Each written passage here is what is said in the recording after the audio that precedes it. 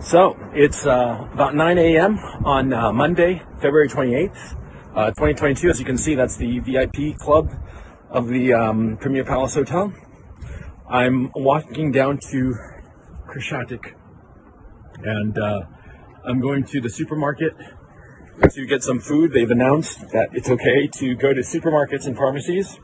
The problem that we're having is that because of the weapons that the Zelensky regime handed out willy-nilly in the last few days, a lot of criminals have these military-grade weapons, quite frankly. And so there's been robberies, there's been looting, there's been rapes, there's been all kinds of havoc because of these criminals.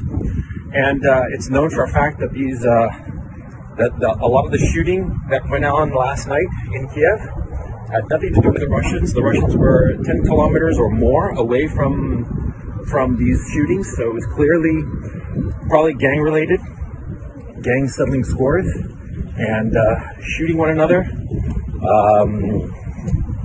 That's something that the Western media is not talking about, of how the Zelensky regime, by handing out weapons, has basically given weapons to all the criminal elements in the city.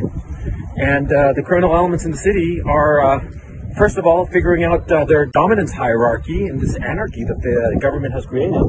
And soon enough, once that's settled, they'll start targeting the civilians. That's what the Zelensky regime has done, okay?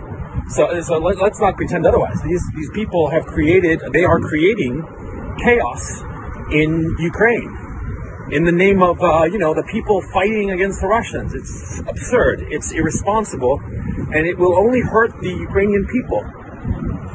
And I've come to the conclusion that the Zelensky regime is evil.